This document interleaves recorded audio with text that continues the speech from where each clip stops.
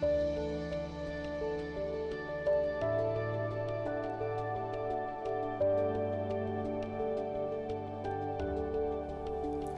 everyone, thanks for joining us for what I think is an important conversation, and a conversation that I hope will be helpful to all of us and unifying to all of us. I have with me our good friend, Lisa Tatum, my very good friend, Lisa Tatum, that is with us today. Lisa, thank you for joining us. Thank you. Welcome. We'll tell them a little bit about ourselves. I'm a pastor. Lisa is a lawyer.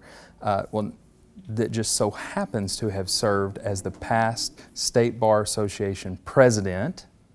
That's correct. But what brought us together is that we are members of the same church.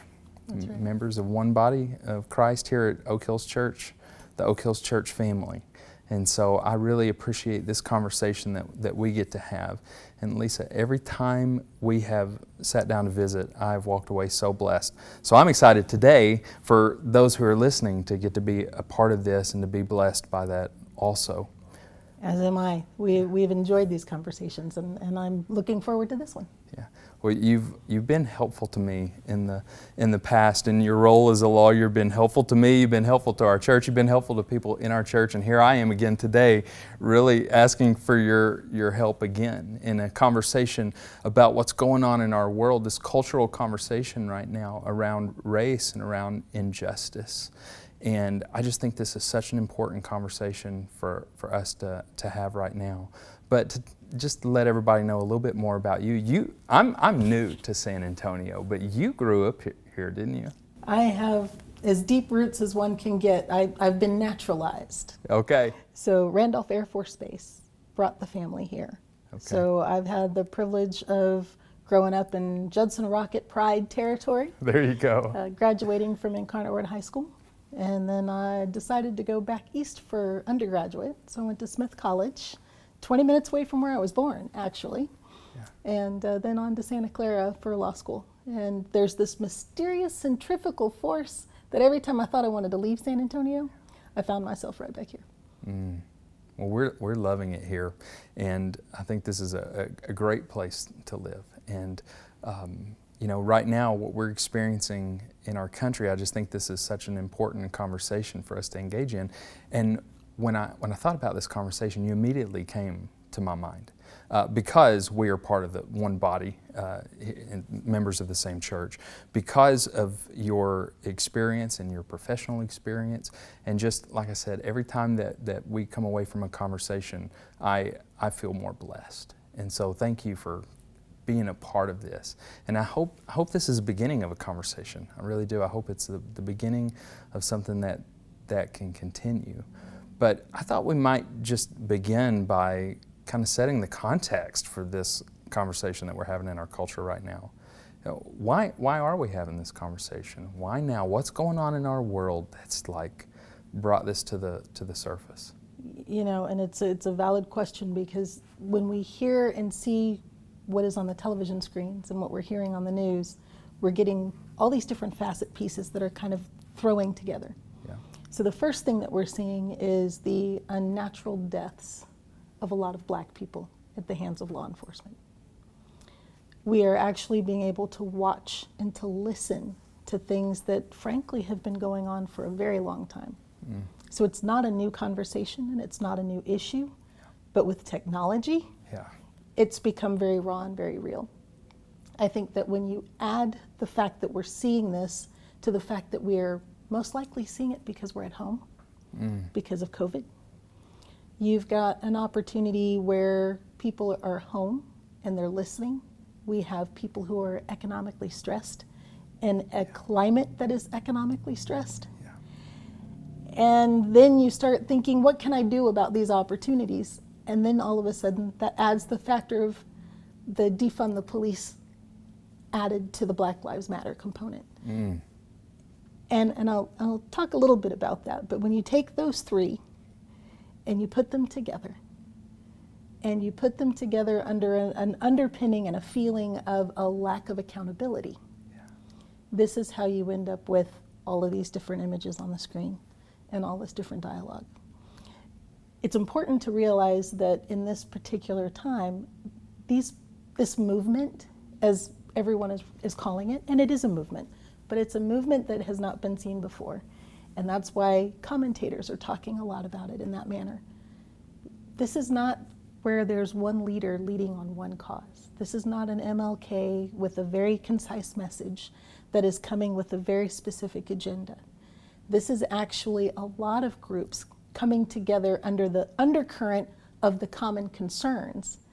But there are different things that are at play. There are a lot of young leaders who are very reflective of their generation, who are not tolerant of intolerance and are driven and passionate and live their lives by cause. And I think that that's what's adding to this multiple factor of the things that we're seeing. Well, that makes a lot of sense because, I mean, just to be candid, it's hard for me, there are times to just wrap my mind around this conversation, and you point to, there's not just one leader, there's not just, you know, and I think maybe that's why it's a difficult conversation, it's an uncomfortable conversation for people to enter into, because we don't always know what to say, we don't always know what to do, and it can be uncomfortable for us. So just to be candid with you, I mean, what do I say in terms of referring? Do I refer to the black community? Do I refer to the African American community? I mean, there's certain things that I wonder if I can ask, you know? And you should be able to ask all those questions. And you're right, sometimes you don't have the audience that's the most receptive to what it is that you want to say. But these are horribly uncomfortable conversations. And I encourage you and everybody else to lean in to that discomfort. And you're right. These are questions, and you're not necessarily going to like the answer to my question. It's going to sound very lawyerly. It depends. Great. And it does depend. And it's not just true with the black community. So I refer to myself as African American, but that's not necessarily what I might have chosen for myself initially, because I don't come from Africa. I was born here. Yeah. And so Black American is another reference. There's some folks that don't want to be called African American, they only want to be referred to as black. Yeah. And that's okay too. And I've got elders in my family who were comfortable with Negro. And it's not very different from any other question that you would ask on anybody about race, because being here in San Antonio, people are Hispanic. Not necessarily all Mexican descent, but Hispanic. But if you go to California, they prefer to be called Latino. So that's an okay question to ask, and you shouldn't be afraid to ask those kinds of questions. Well, it can be an uncomfortable conversation, but you make me feel very comfortable, so thank you for that. But, you know, just assuming that we're coming together, and really this is, you know, my posture and my heart, I know I've got a lot to learn. I mean, even the last few weeks, I have discovered things that I didn't know. And I continue to discover those things. So even as we kind of enter into this conversation, what would you say that what is the problem that we're trying to solve here? If we were, you know, going to kind of start to look at that, like what really is that problem that we're looking at trying to solve? Now this is where the conversation starts to become uncomfortable for folks. And let's start with it this way. There are microaggressions. There are things that individuals of color, blacks, face that you might not contemplate or think about. Some of them may sound familiar. So being followed when you walk into a store, especially a high-end store, because of the color of your skin. Not following anybody else around, but following you around. One of the big things that bothers me a lot is when I'm watching television, there seems to be no hesitancy whatsoever to put an African American who's a criminal defendant who's been arrested to show their face on camera. But oftentimes when it's a white defendant, you hear a name, but you don't see a photo. Wow. Those are the kinds of things that are the little microaggressions that you might deal with every day.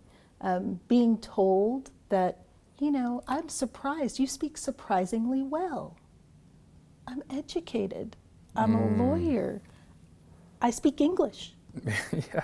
And that's the language I'm supposed to be speaking with you right now, so how does that make me surprisingly articulate?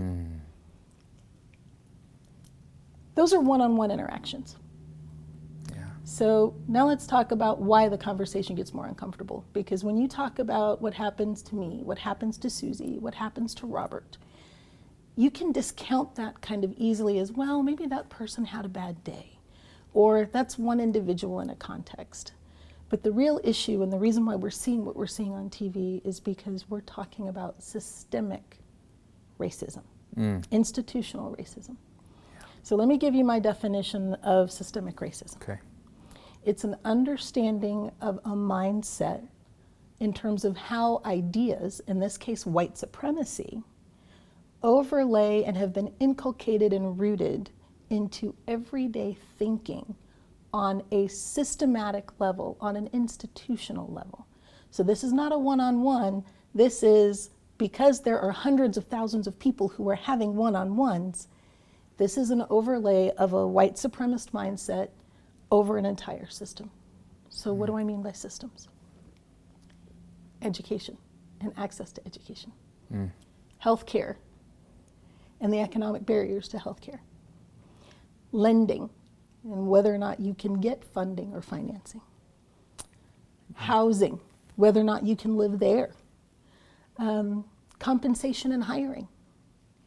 And then, more vividly in what we're seeing, investigations and policing, profiling. Why is there an automatic assumption that if I'm sitting at a bar in a dress, single, that I might be a prostitute if I'm in a hotel bar? Or that a man in a so-called wife beater and low-hanging pants is about to commit a crime. So that overlay is in those mindsets that have just kind of pervasively hit these systems. So even sentencing, whether or not someone's eligible for probation or is going to go straight to jail or prison.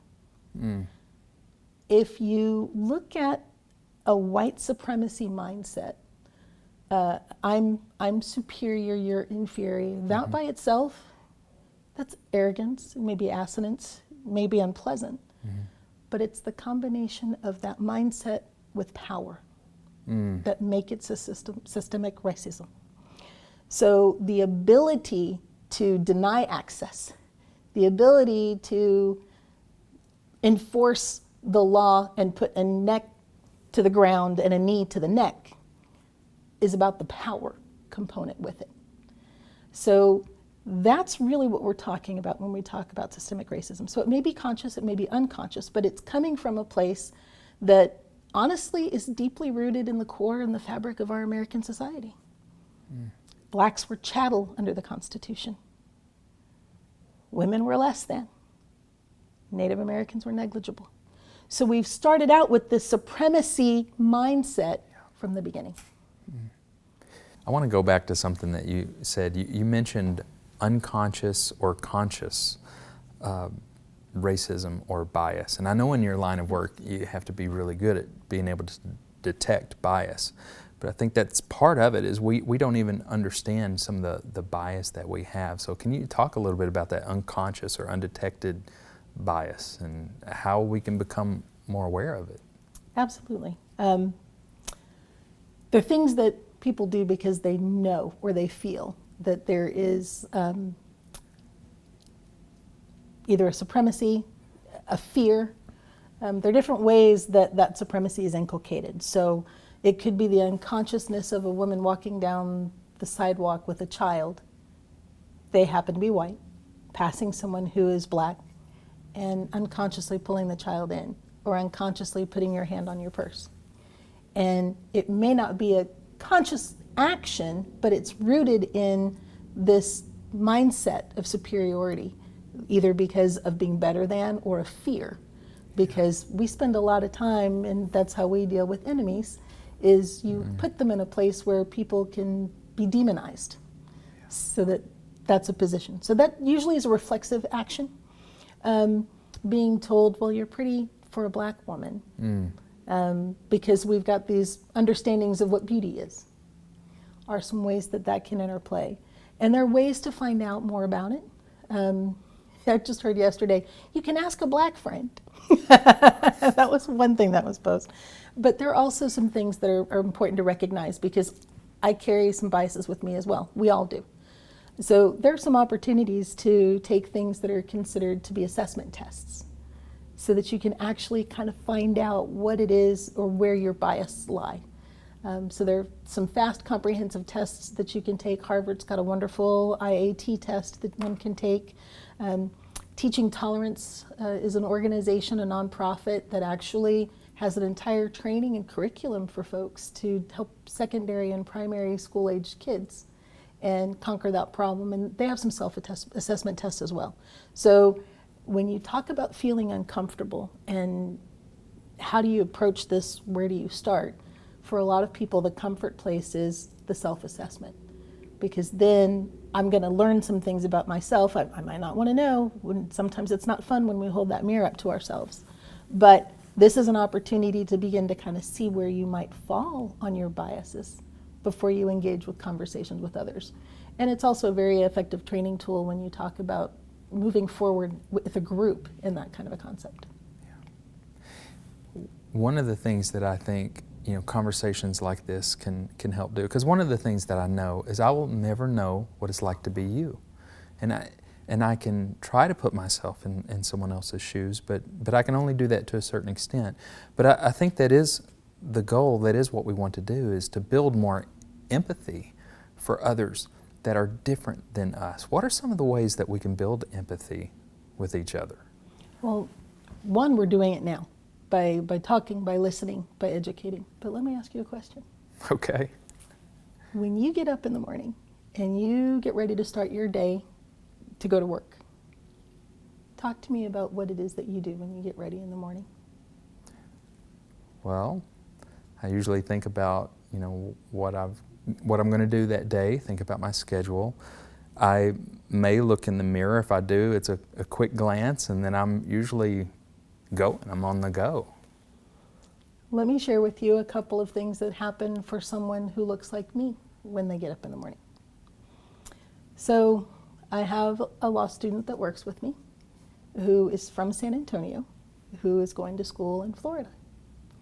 And one of the things that she has to think about in the morning is when she puts on her makeup, does my makeup look too strong and make me look too Hispanic?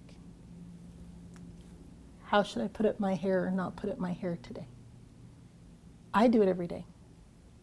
I think about my audience of where I'm going. If I'm going to court for the first time on a jury trial, then my first day, I am probably going to be much more conscious of assimilating in my appearance. I'll pull my hair back, I'll wear it down straight. I'm wearing something, have my hairstyle in a way that's acceptable, because I'm already starting with the possibility of a bias against me. So I won't wear my hair natural and curly on the first day that I go and do that. That's one thing. African American male, I have a friend, he is 6'6", strong frame. Men like him, they smile a lot, they're very gentle, wear glasses over contacts, because the idea is to not be intimidating and not make someone fearful of who they are. So we actually have to take some steps every morning when we get up before we even walk out the door. If I'm going to go shopping and I'm going to go to La Cantera, I'm going to dress the part, because I'm going to get followed when I go through the store, or someone's going to question whether or not I can afford what I have when I walk in the door and pick up an item. So these are the places where just understanding how the difference of our day goes is an indicator of the difference in the place of privilege from which we come. That is so helpful. I honestly have never thought about any of that. And just being able to have this conversation and just to be able to hear that changes the way I see things and see people, and that's very helpful. I'd mentioned that we're both part of the same church, so I'd like to kind of shift just a little bit. Absolutely. And I believe it was in April of 1960 when Dr. Martin Luther King Jr. said that 11 o'clock on Sunday morning is the most segregated hour in America. And I've thought about what has really changed since 1960.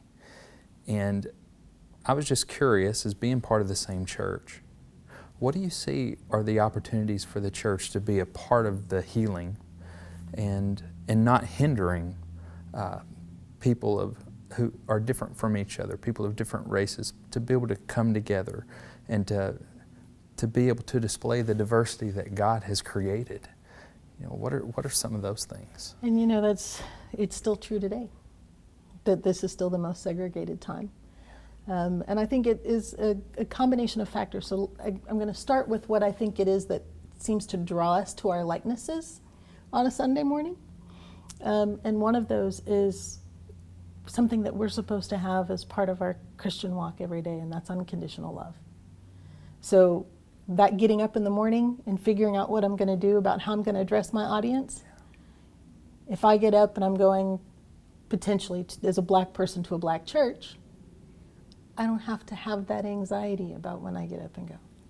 There may be some other anxiety, but that may be part of the potion, is that I'm with somebody who gets me, I'm with somebody who looks like me, and that's a natural thing regardless of race. We do that. So what makes it different? What might allow us to be able to cross-pollinate and increase the diversity? I think we have to recognize two factors for that.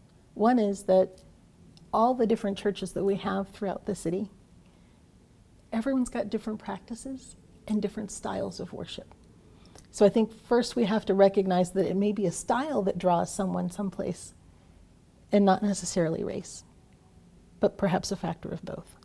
So the music ministry that is a cappella and operatic based might not attract me, but maybe gospel will attract me, or my favorite K-Love music may attract me, my contemporary Christian music.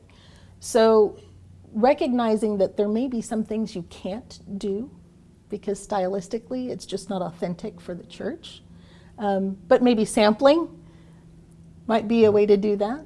I love to visit other people's churches, and when I find my new church home, each time I'm shopping my churches, and you get an opportunity to experience these different things. And sometimes it's nice to just have those visits and get those experiences coming across. But at the end of the day, it really to me goes back to this unconditional love. We talk about it even here in our daily lives and our daily walk. When someone walks into church service, if they're a visitor, have you made them feel welcome?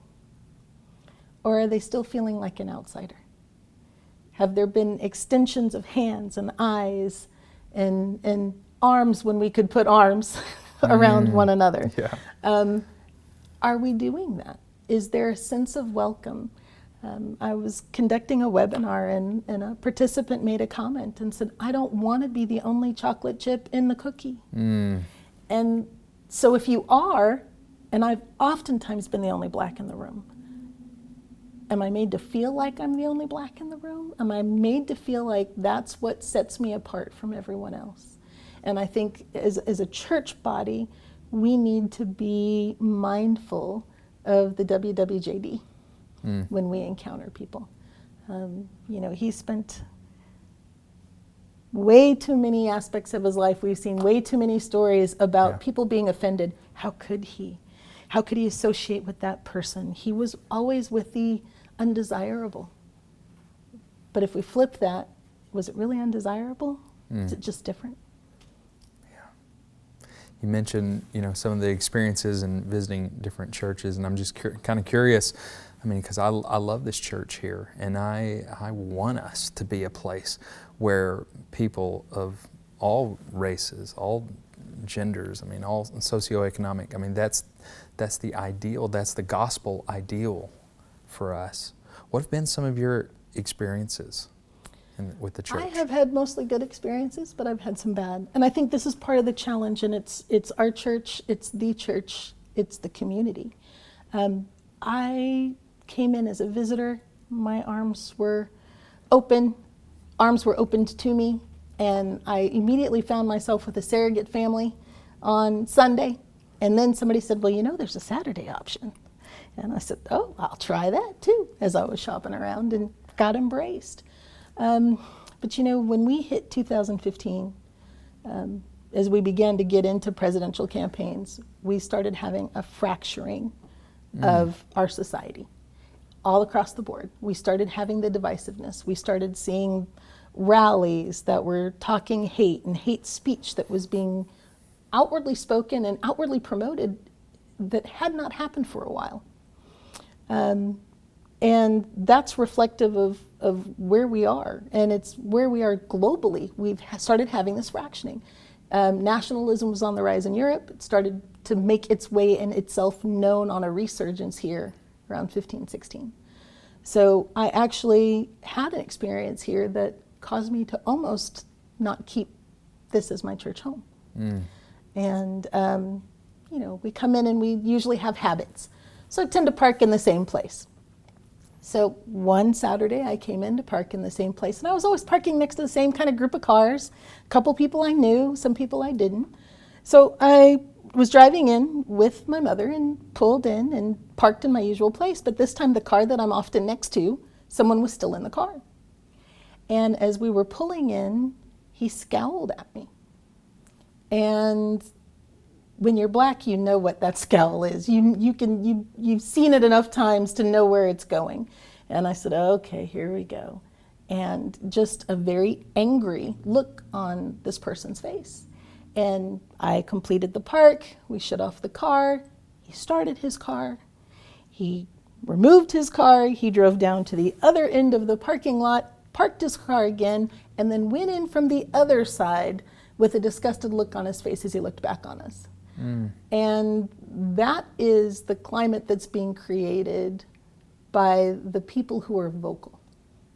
So there's a lot to be said about if you don't agree with it, don't let that be the only leverage that someone has to make up their mind about. So we were very uncomfortable, and we came on in, and I told my dear classmate from college, she's not in my class, but she's a fellow grad and she's a fellow member of the church, and said, this is what just happened. And, you know, it was I'm so sorry, but please don't let that discourage you. But for probably a few weeks, we kind of were guarded because that wasn't the only person who looked uncomfortable when they saw us. That dissipated, and of course we did a lot of self-talk, and I have a wonderful Bible group that was like, don't pay any attention to that. And I was like, well, it's kind of hard not to pay attention to that. But I think that that's where we talk about a combination of the empathy that you're asking after, and then just following God's path the way that we're supposed to. Because we're human, we're frail, we fail. But if we're really striving to do what He has taught us to do, then that behavior is not the behavior that we would see. Well, I'm so sorry that that happened, and I'm so grateful that you were a part of that smaller community that that you were surrounded with, and I'm grateful you're still here. And I am grateful that He gave me a story to tell. So, I think the question that remains is, where do we go from here? I'm glad you asked, because this is not an easy conversation, and it's not a conversation that can be had in a day. We all come from different places and different levels, and we have different levels of comfort, and we're ready to do different things. But if you really want to see change, if you really don't like what you're seeing on TV, and you want to help effectuate the changes that come about, if you are white, which you are, you have a place of privilege that allows you to leverage your privilege for equity. So in mentoring and in when we talk in law firm text or business text about promotions and opportunities, we talk about mentoring, we talk about advocacy, and we talk about sponsorship. And I think that those really apply all the way across the board. So you can guide someone, you can give them tips, you can kind of be their advocate, and hey, Lisa might be good for that. Or have you talked to Jim about this thing? Or, you know, maybe Raul will be good for this other thing. That's a way of starting to do the promotions, but sponsorship is the next level. Sponsorship is when people put their name behind it. You know what? I've got a big case. I'm going to ask Raul to sit second chair. I've got this project. I'm going to go and I'm going to introduce Susie to sit with me and to be a part of this because I believe in her and I know that she's capable of doing this. She needs the opportunity and I have the clout to be able to give that assignment. That's sponsorship. All of those different things can happen on many different levels. But if you're upset about it, then you need to stand up for what is right. You need to speak up. Because the failure to speak sometimes is the worst conversation. You said you were uncomfortable and didn't know how to approach a topic because it felt awkward. And how do I ask? Yep. But not asking, not talking about it, not having this extremely uncomfortable conversation about race says something also. So the fact that I was able to share what had happened to me in the parking lot and have a dialogue about it and hear from someone that's not acceptable behavior. Yeah. I'm not going to tolerate that. What can I do to help? Is a very different message than if I had shared the story and went, that's bad, and got nothing else, or got no response at all. So it's important to be able to be vocal, and it's important to act. We have to be that counterweight for those things that we see, otherwise the lyrics to the songs are not true. You know, there's no credit to this evil can happen, but it's for our good. If we're not stepping up and executing the message that we're supposed to execute. I totally agree that to say nothing is to say something loudly. And we wanted to have this conversation because for us, this isn't a political conversation. This is a kingdom conversation. And what I heard you just say was advocacy and sponsorship. And as I was listening to you say that, I was thinking, that sounds a lot like Jesus to me. I mean, the king of this kingdom that we are a part of, that is growing and expanding as heaven comes to earth, he advocated for us. Yes, he did. And now he puts his name behind us. And I've just been so impacted as I think about how we are to live in this kingdom together, and let that be the lens that we think through. We follow one who laid down his life for others. And I've always been fascinated in Scripture. Right before he lays down his life, right before he goes to that cross, we find him washing the disciples' feet. And I've always been fascinated in Scripture that right before he washes their feet, it says that he's been given all power and all authority. And you spoke to that earlier when you talked about power, the role of power in all of this. Well, Jesus himself has been given all power and all authority, and what did he do with it? He leveraged it for those who had no power, who have no authority. That's the one that we follow. That's the kingdom that we are a part of. So this is a kingdom conversation. Indeed. Is there anything else that you'd want to add to this before we close? You know, I think that that's precisely, we see it over and over again. We are hearing it in the stories of the Bible, of the advocacy, of the sponsorship. And if we take a step back and just look at this beautiful work of art and teaching in a different manner, every single one of those people is reflective of different people. Whether it's religion, gender, race, just ethos and credo. But he always had open arms for them. And there is such an enrichment that has come from him picking people to be his people from all over. Well, I've always been blessed every time we've had an opportunity to sit and talk. Likewise. And I hope those of you who have been able to listen in on this conversation have been blessed as well. I know you have. And we just want to say we understand that this is the beginning of a conversation. It's hard to cover everything, but we will continue this conversation. And Lisa, I just want to thank you one more time for the courage, but also just the grace, the pure grace for you to spend time with us today and to share your heart. My pleasure. Thank you. God bless you all.